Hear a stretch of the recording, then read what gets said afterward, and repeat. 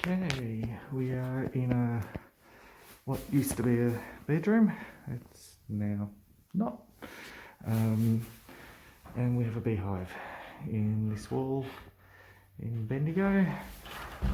The hive goes from the ceiling down to this piece of timber, and it goes to about from this point there over to there. So between two studs. It's possibly that old style plaster that's laid over the top of little bits of timber. So let's do some cutting and see what we find. Okay, so I had to do a second cut because there was a lot of honey on the right hand side, and honey doesn't register on the thermal camera. And part of the thermal image on the left was where they'd started to build into the next cavity. So it's a nice decent sized hive, very decent sized hive.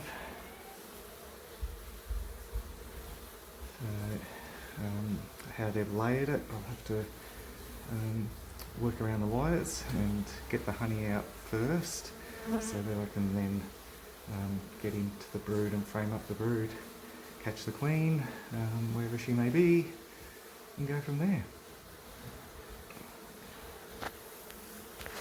Okay, I'm going to bee back these bees, even though I haven't cut the comb yet, because they're a lot more stingy than normal. It could be because there's a storm coming, but I'm going to be taking them to our canola quarantine apiary that has no other bees on it, so it's not too far from here. I'll unite them once I'm done. Okay, I've been bee vacuuming, clearing up the excess bees. One thing you will notice once we can see the comb a little bit clearly are the supercedure cells. Supercedure cells are normally found on the edges of the brood pattern, where the queen bees are less likely to find them. This hive still had lots of room for expansion, so it's more likely they're supercedure cells, because swarm cells are normally found at the bottom of the comb. Looks like the bees are looking to replace the queen that's in this hive. But well, when we find her, we'll have a look and see how old and whatnot she looks like.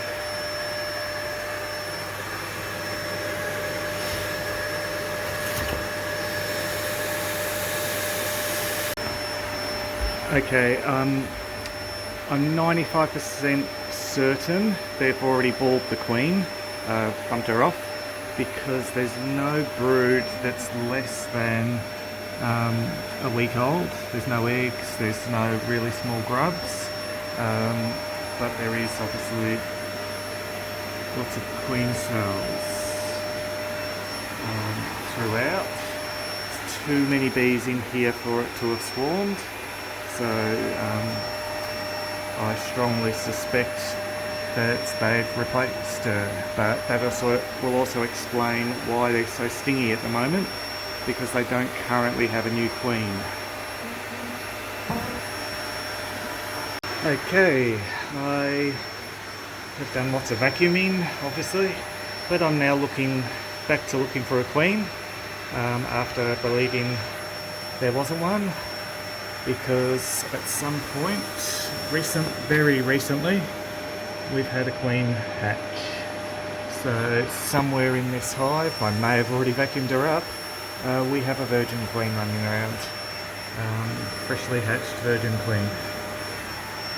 So if we get her, we get her. If we don't, it's all good. There are a lot more queen cells ready to hatch. Okay, so I've got the freshly hatched virgin queen in the queen clip. I'll put her in the vacuum box, finish up there, vacuum those bees. I'm not going to go in to mark her, because she might not be the one that survives the process, unless so she's marked. because when she goes on her mating flights, more obvious, and I'm guessing.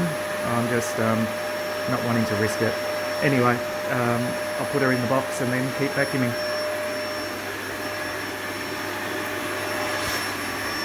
Okay, so queen's in the queen clip.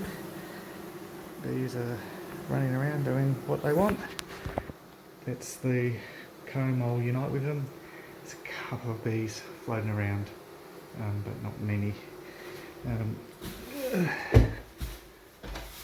The comb's roughly out of in there. So, yeah, then I'll start to clean up